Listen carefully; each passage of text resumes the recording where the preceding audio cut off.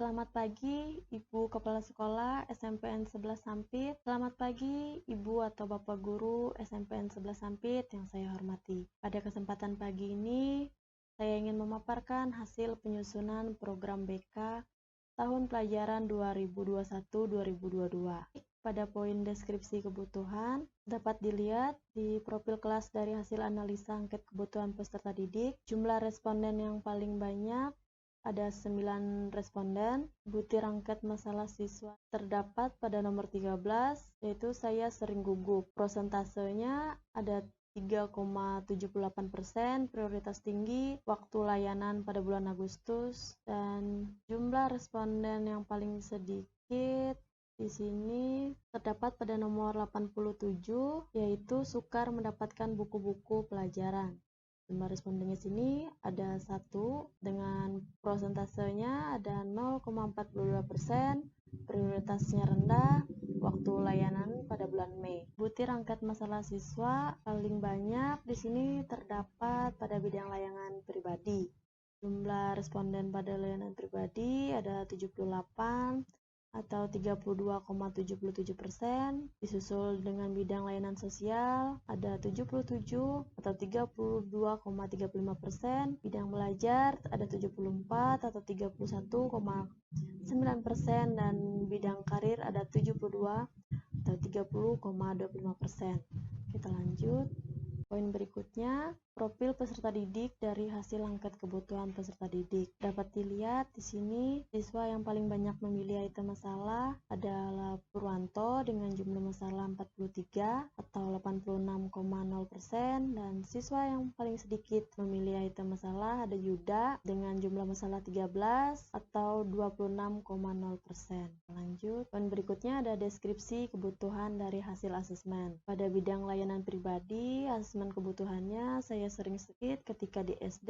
Rumusan kebutuhannya mampu menjaga kesehatan, ada jantung sering berdebar-debar. Rumusan kebutuhannya mampu mengatasi jantung berdebar-debar. Lanjut lagi.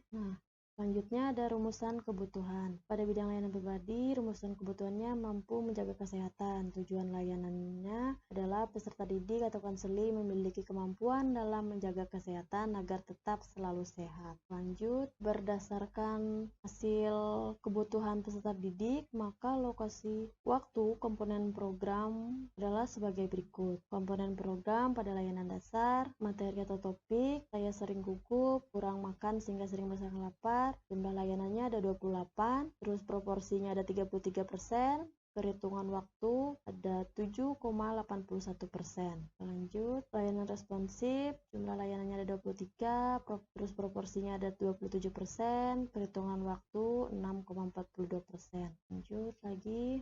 Selanjutnya ada mengembangkan tema atau topik layanan BK. Pada bidang layanan pribadi, rumusan kebutuhannya ada mampu menjaga kesehatan. Tujuan layanannya adalah peserta didik atau konseling memiliki kemampuan dalam menjaga kesehatan agar tetap selalu sehat. Topik atau temanya di sini adalah menjaga kesehatan. Lanjut lagi.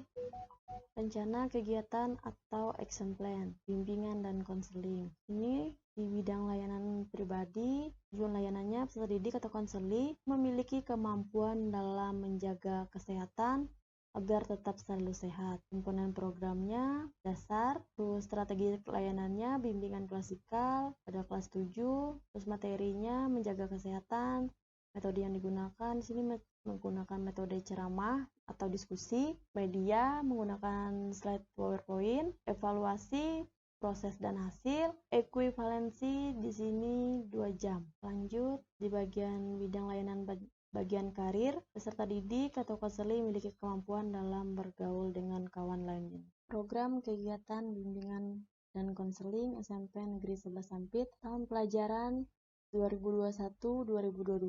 Kegiatan ini mulai disusun pada minggu ketiga dan kedua di bulan September 2021. Mulai dari pembagian tugas pada minggu kedua, asesmen kebutuhan pada minggu ketiga, menyusun program pada minggu ketiga, konsultasi program pada minggu kedua dan ketiga, pengadaan sarana atau prasarana pada minggu kedua. Lanjut, data pelaksanaan pada layanan dasar, bimbingan klasikal dilakukan setiap minggu pada tiap bulan. Selanjutnya, layanan responsif. Layanan responsif ini disesuaikan dengan kebutuhan. Selanjutnya lagi ada peminatan dan individual. Nah, ini sama disesuaikan dengan kebutuhan. Selanjutnya, dokumen sistem. Dukungan sistem pada bagian pengembangan jejaringan dilakukan setiap minggu pada tiap bulan. Pengembangan staf dilakukan 1 bulan sekali. Selanjutnya lagi, akuntabilitas. Pada bagian evaluasi proses dilakukan 1 minggu sekali dalam 1 bulan. Evaluasi hasil sama dilakukan 1 minggu sekali dalam tiap bulan. Supervisi ini dilakukan 1 bulan sekali. Terus pembuatan laporan.